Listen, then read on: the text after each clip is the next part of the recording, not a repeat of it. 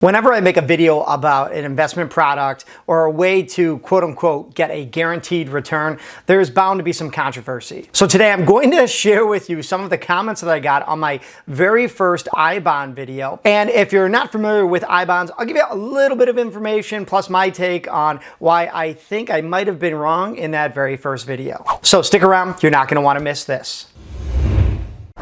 So you heard right. In my first video all about iBonds, the comments got flooded with people saying that historically they might be pointless to invest in. However, if you have a small portfolio, perhaps it is a good investment, essentially a wealth preserver or a hedge against inflation. But I also got comments like, Rich, it was pointless of you to make that video. So I thought I would kind of go back in and tell you what I'm thinking a few months later, and if it's still or still not a good idea to invest in iBonds. Oh, but real quick, please drop a like for this video. It's going to help get it out to more people in the YouTube world. And if you'd like to take this discussion offline, maybe we can argue a little bit more about the pros and cons of iBonds. Check out our private Discord server. I also got a Facebook group, so feel free to check that out too. Now, if you didn't see my very first video, it was called Should You Avoid iBonds? Because the headlines were very, very exciting and tantalizing for many people. 9.62% interest if you purchase an iBond. Of course, there were some maximums, like you can only buy up to $10,000 in one calendar year. But if you are married or you have kids or a business, you could buy another $10,000 there or $10,000 there. But I don't want to make it sound like throwing around tens of thousands of dollars is a small amount of money for anyone to invest. So that got me thinking on the cons of investing in an iBond. And real quick, just a little reminder and recap, you have to lock your money up at least for 12 months. And if you take it out after 12 months to get back your principal and interest, then you lose the last 3 months of interest earned. Plus, that rate that everybody saw in the headlines, that 9.62%, that's only good for 6 months. So even though your money's locked up for a whole year, after 6 months, they could change the rate again. Likewise, if you're thinking, okay, well, how long do I have to keep it in if I just want to get no penalty at all? And that was 5 years, 60 months. So again, that just got the wheels turning. It's like, who has something like $10,000 just sitting around doing nothing? And many of you might go, well, I do, Rich. I've got this emergency fund. I've built it up over the years. Or, oh, I got left some money when I was younger and it's just, sitting in a savings account, an old money market account. My grandpa gave me CDs, whatever. Well, on this channel, whenever we talk about investing, I'm all about diversity and laying that foundation of your financial house, getting that in order before you start doing speculative or, $10,000 investments in something like iBonds. Therefore, if your argument is iBonds are better than nothing, I have to disagree. Because let me ask you this. Have you paid off all your high interest credit card debt? Do you still have student loans that you're making payments on? If you have children, have you started a savings account for, let's say, their college, or perhaps even a retirement account for them, taught them about entrepreneurship and the importance of saving money? Now, if you don't have kids, what about your own retirement, like your own Roth IRA, 401k matching at work? Even to my public employees out there, your 403b, 457. If I just lost you throwing all these numbers around, these are things I want you to consider first before you get caught up in the headlines of investing in something like an iBond and having your money locked up for at least 12 months up to 60 months. Now, moving on, I think that's where the problem with iBonds lies.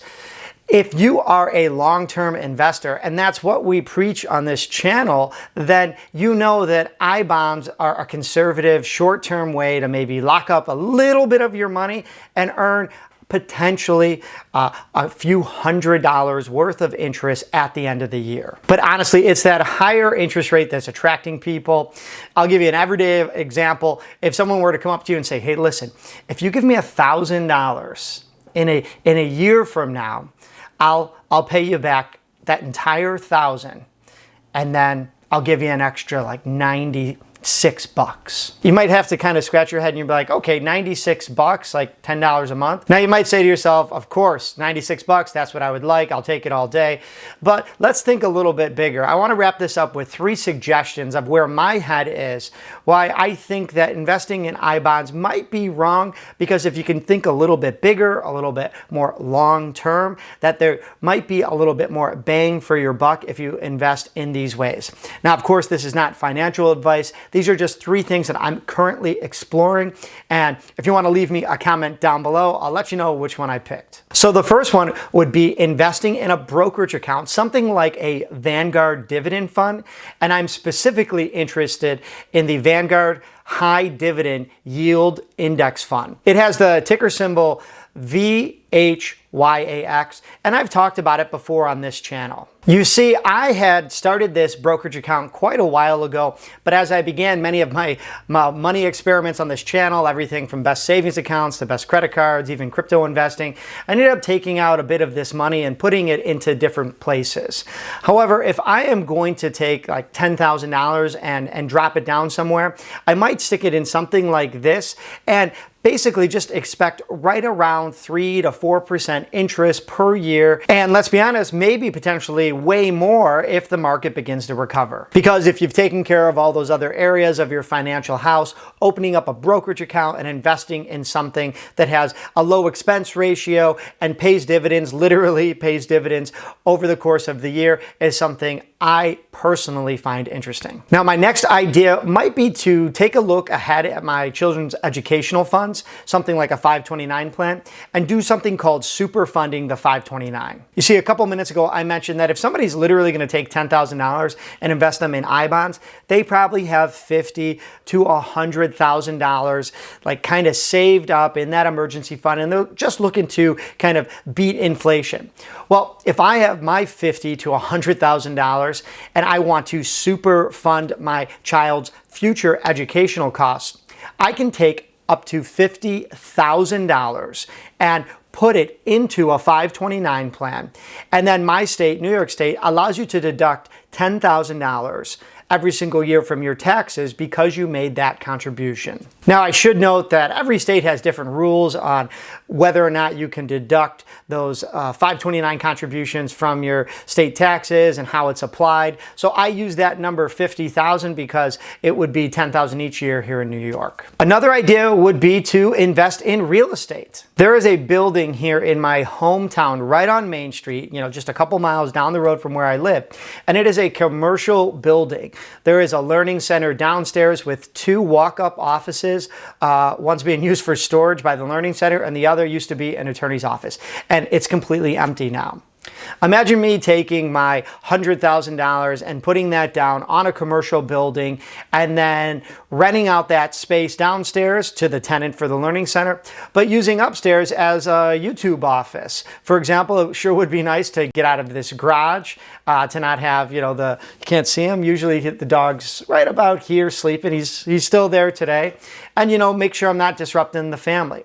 Again, these are ideas for people who have that chunk of money who are looking to invest. And last but not least would be simply just getting a credit card and putting everyday purchases on that card. You see, one of my favorites right now that I'm looking into is the Inc. Business Unlimited card. There is no annual fee, but there is a sign-up bonus of $750 or the equivalent of $750 in Chase Ultimate Reward points. Now, I value those points at least 2 cents per point. So now all of a sudden, by opening a credit card that I can use for everyday business purchases that has no annual fee, I can potentially get close to $1,500 in value in the first year without locking up $10,000 of my money. All right, I know that I am going to be getting some comments down below. Let me know what you think. And if you disagree, that's fine. I need to make these types of videos so that we can have these types of discussions. As you can see, my mind is not made up. I am not going and buying $10,000 worth of I-bonds, investing $10,000 into a brokerage account, buying a building, super funding a 529, and opening up a new credit card.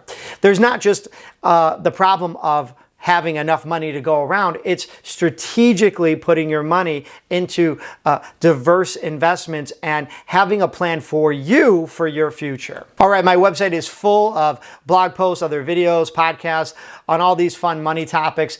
Also, if you are new to the channel, please don't forget to hit subscribe and ring that notification bell. All right, as always, I'm Rich, and until next time.